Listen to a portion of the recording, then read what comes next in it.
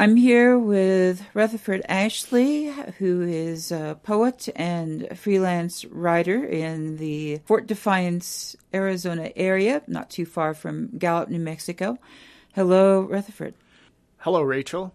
Could you tell me a bit about yourself, how you grew up, who your people are? Rachel. Rutherford Ashley Inishia, Hushlishin Ishle. Traba and Bashishin do Tsenjakin Doshanele do Kintlachini Doshache.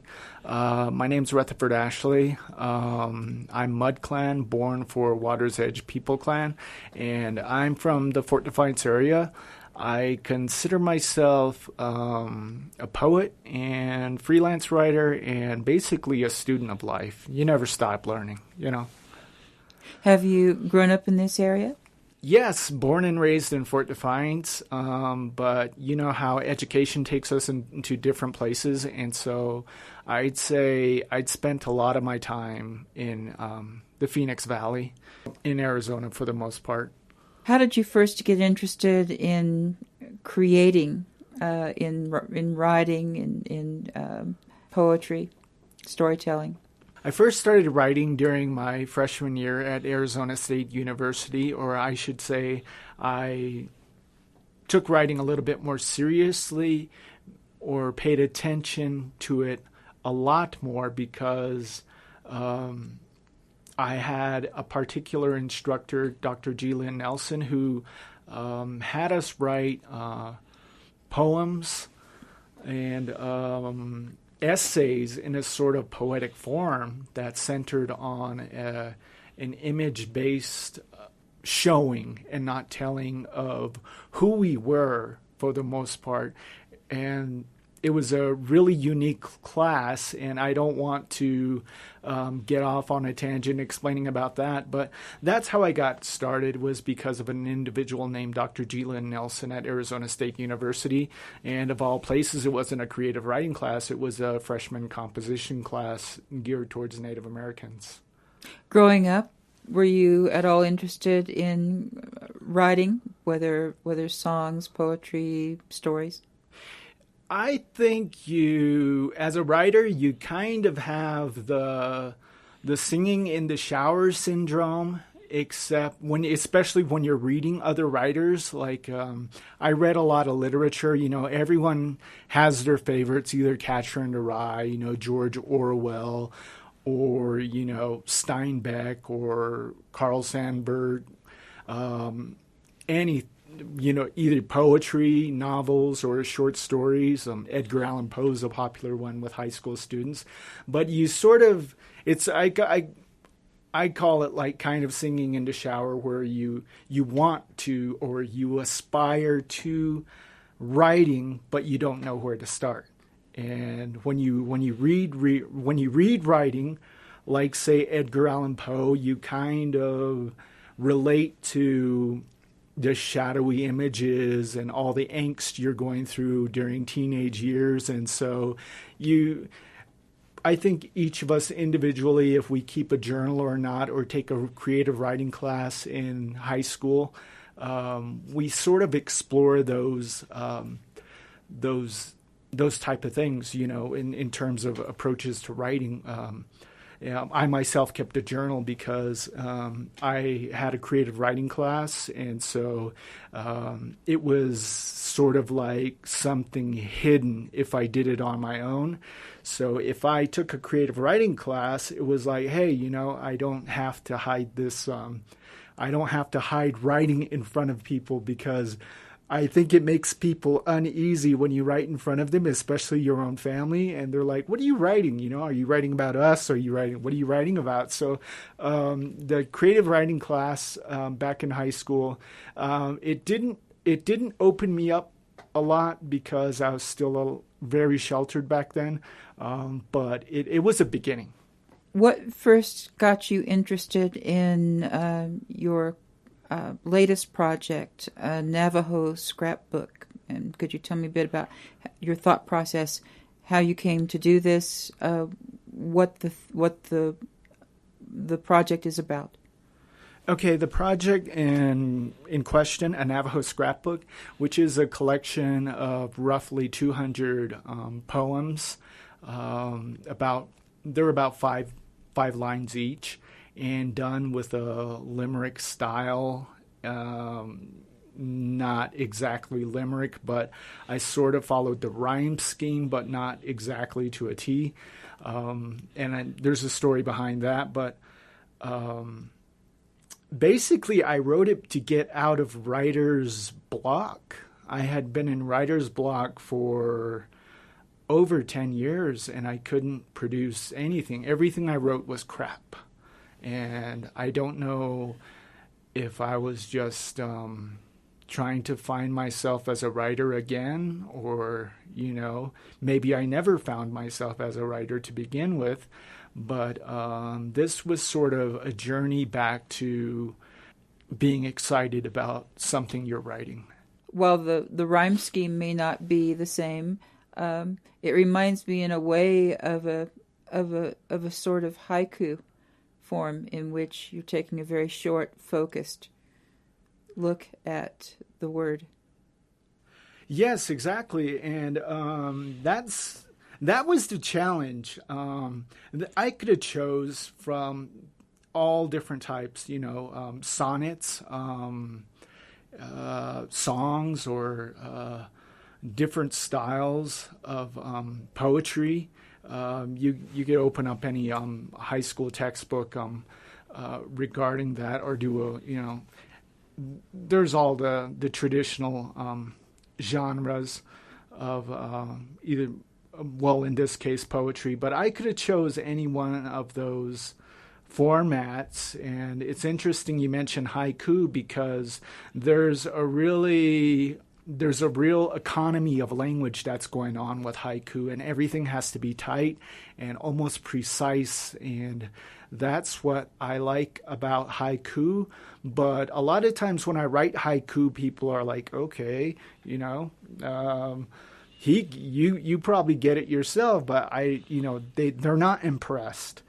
And so I chose getting to the short poems in a Navajo scrapbook. They're 5 lines long, and they follow a sort of dot dot dot dot dot dot dot dot dot dot dot pattern, and I really liked that, this pattern of language, because it was a little bit hypnotic, it was a little bit catchy, it was a little bit, it reminded me of childhood jingles. This poem, a handful of this, a pinch of that, makes mom's fry bread pure exact. Bluebird flour is Navajo power. This wonder bread keeps hogans intact. There's like a da-da, da-da, da-da, da-da. And when I was writing, after I wrote this poem, I was kind of excited. I was like, it would be fun if I could hear kids recite this, and just sing it in a playground or something, or write a movie script and kind of tie it in. But there's a sparsity of language in there. There's an image of bluebird flower that would bring to mind anyone who's grown up in the area. The flour sack of bluebird, the brand bluebird flower, and the rhythm kind of is catchy, and maybe it could play along with the flip flap of fry bread being made. And everyone's mother is the best fry bread maker, So that's an example of using the economy of language, using language smartly and catchy. And I'm not trying to brag about myself, but that's just what I wanted to do, not to show off, but to keep myself interested in what I was writing. And hopefully that transfers over to readers to say, I like this. There are so many iconic examples of the ways in which people grow up. The bluebird flour sack, for example. I could certainly see writers riffing off of what happens to the bluebird flour sack when it's emptied. Right, fruits. right. You see a lot of like you even see fashions made out of bluebird flower sacks. Either like skirts or blouses and different kitchen ornaments that you could find at any arts and crafts um, sale. In your writing, and again, I would encourage you to share any poems that you'd like to. What themes do you often find intriguing? What themes called to you as you were putting together these works? Well, the themes I was trying to get across with this work is, playing off the title, a Navajo scrapbook. There are photos in a scrapbook. So how do you take a photo? You use a camera.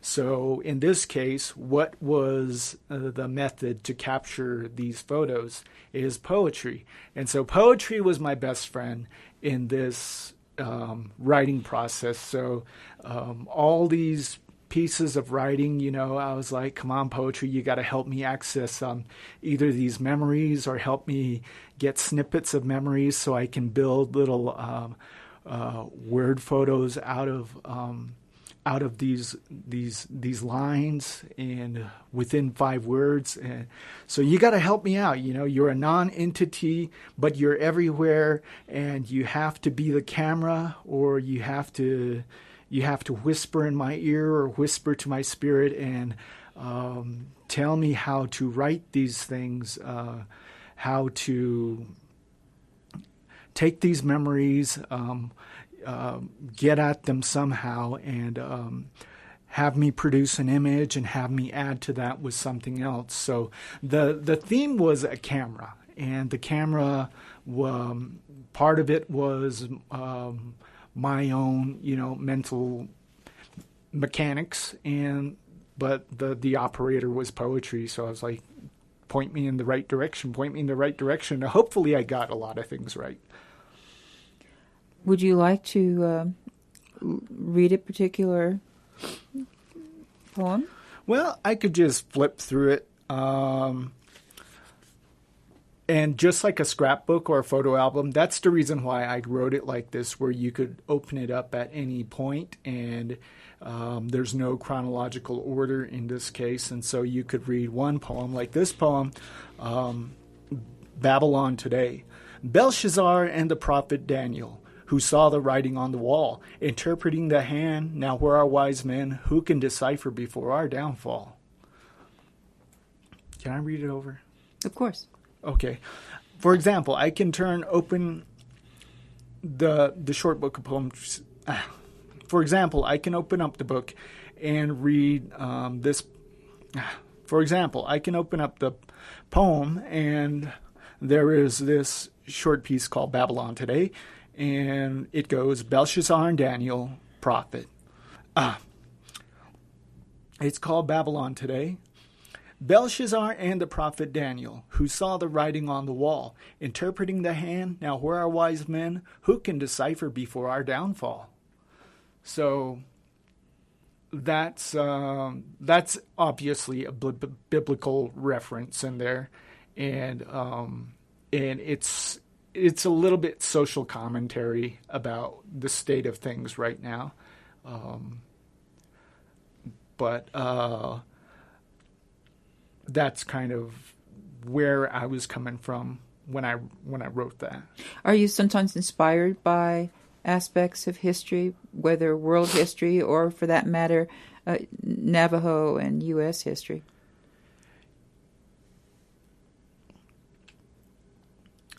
Yes, I'm inspired by history in general. I think we all are. A lot of the poems in this book, they're Catholic in nature, I guess you could say, or biblical in nature. And what I like about using biblical imagery is that it helps to put a lot of historical events into perspective, like the fall of Babylon, or just the rise of empires and the little themes that are in the Bible. In generally, the rise and fall of empires, and nothing new under the sun. these are types of historical. I'm losing it. That's okay. These can be touchstones that still relate to the present, and there is that well-known adage that those who do not understand the past are doomed to repeat it. Yes, there's that, and also your question is difficult because when you're Navajo and you have up to a certain point like a whole identity, and so you see when I grew up like when I grew up I was just Catholic and God was God. You didn't question God. You didn't take a philosophy class in kindergarten. God was God, mom was mom, dad was dad, your friends were friends, and the world operated that way. But then you start writing essays, and as you enter your adolescent years, you may or may not start asking questions about what is God, what is politics, am I Democrat, am I Republican, am I liberal, and am I pro-choice, am I a creationist, am I into evolution. And so when you're Navajo, it gets a little bit more complex because you start to realize that you have a Navajo culture or an American Indian culture, and what ties into that is religion, language, how you were brought up, when you finally start to look at it, and how you differ from the outside world or some of your I hate to use the word counterparts, but your mixed blood or Anglo friends in school, And so that sort of ties in, that whole discussion sort of ties into this book, because there are bits of like my Catholic upbringing, biblical touchstones here and there, and Navajo stuff, Navajo cultural stuff that is popular Navajo cultural stuff, like the bluebird flower, fry bread. In one piece, there's a medicine man who has a rooster as a ringtone for his cell phone, and there's a mishmash. It's not necessarily a mishmash, but a collection of different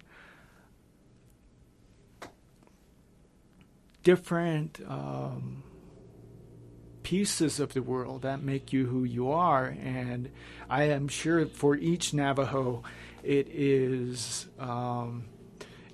quite accessorized in a way. And I don't want to sound like a freak, but that's maybe people. There are other people who are more fluid, but that's how this project was. It's a little bit fragmented and accessorized, and you have to put a lot of pieces together to kind of go, okay. You mentioned the Catholic tradition, and it won't be long before we're into the Christmas. We're already approaching the Christmas season, which basically it starts after July 4th, and then by the time we get to Halloween, it's full on.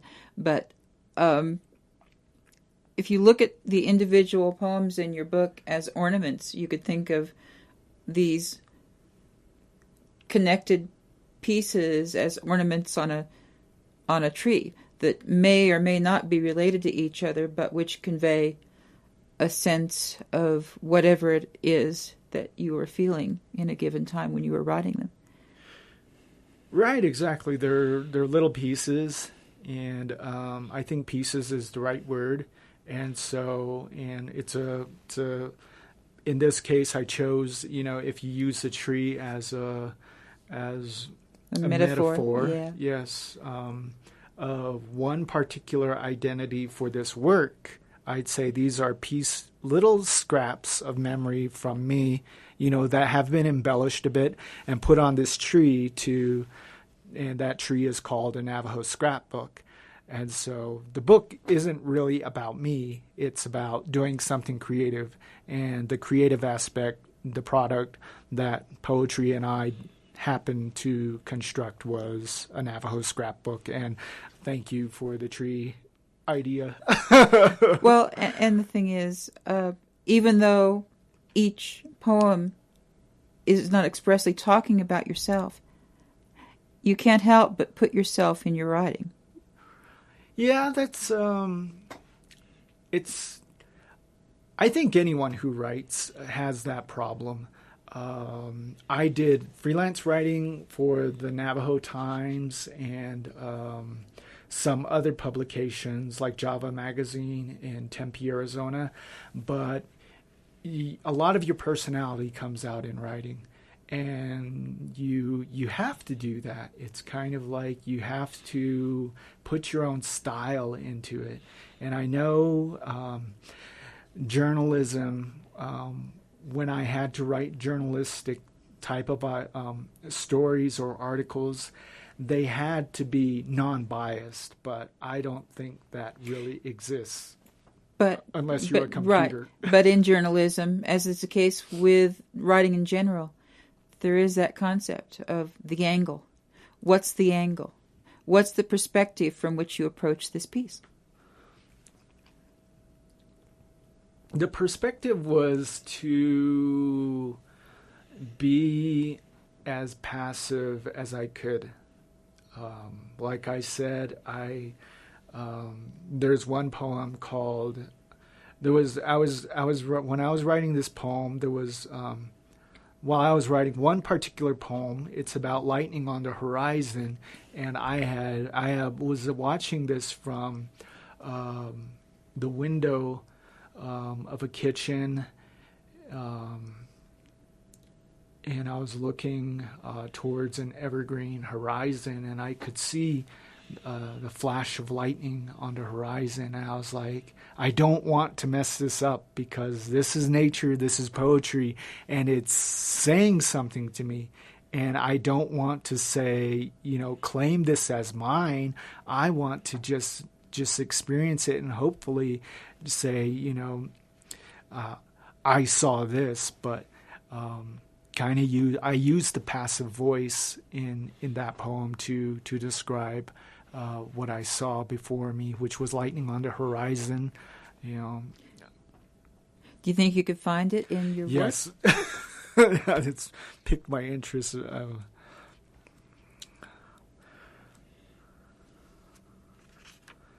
Okay, here it is. It's called Aperture of the Muse, actually.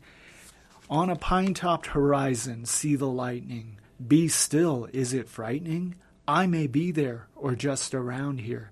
I am poetry, watching all things. So, the narrator is poetry. It's not me. It's like, I was just a camera, and poetry kind of said, look at, it's like those landscape photographers who capture like a rainbow scene or some type of little, I don't know if it's a chance encounter with a rainbow, with an animal in the forest, and poetry was just like, just wait, the moment will come, even though I wasn't, waiting for something. It's just something that occurred and said, quickly, Rutherford, snap the frame. Don't let it escape. Yes, don't let it escape. So how did you go about publishing your work? I think you mentioned something about audiobooks. Is there also a printed publication? Yes, this is the printed publication, and there will be an audiobook, but that's still in the recording process because I'm still getting my voice to a point. The electronic book or the ebook has been out on Kindles and Apple and at other electronic vendors for the past since January 2013. And so getting it into print was hard because I had to find someone who would put up the money. And the entity that put up the money is a company called Indigenous Quill. And right now they're just a startup company. And this is their first project, and I'm their first writer. And so I don't know where it's going to go, but I hope it's doing something, and at the very least giving people a creative experience, in the softcover format. If someone listening is interested in finding out more about the book, can they go to Amazon, or are there other places where they should check? They should go to Amazon first, because that's the only place to get the paperback copy, and you can also get the digital copy there. The audiobook will also be there, and I believe iTunes will be carrying the audiobook, but that won't be until realistically sometime next year. Are there any events coming up that you'd like to talk about? Actually, there is. On November 22nd at the Coffee House here in Gallup. Yeah, about 2nd and Cole in Gallup. Right. I'll be having a poetry event / art event with a friend of mine named Christian Bigwater, and he actually did the cover of the book, and he's an artist, and I think he does multimedia, but we're going to see what we can do there, synergize and do something creative. Tentatively, we have 6 and 7 o'clock in the evening. Very good. Is there anything else you'd like to say about a Navajo scrapbook, about the process that led you to publishing the book, or anything else connected with what we've been talking about? Well, I'd like to say I'm pretty scared, and I don't know why, because, I'm almost middle-aged, and, I've been writing, freelance writing. I've had, my share of stories. I say, oh, that was a good article, I wrote. So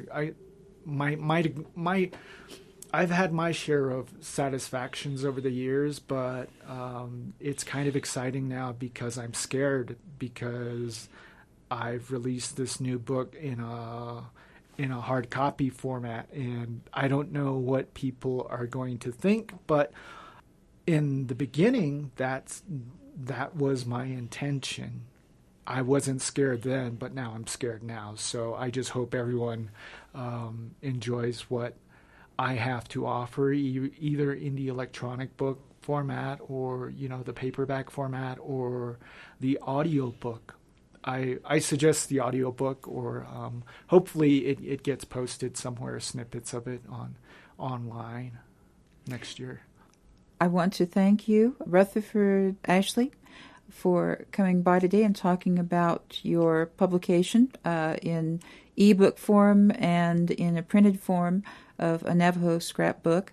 And perhaps our listeners can find the audiobook version of that in a year or so. Yes. Well, thank you so much. Thank you. Thank you.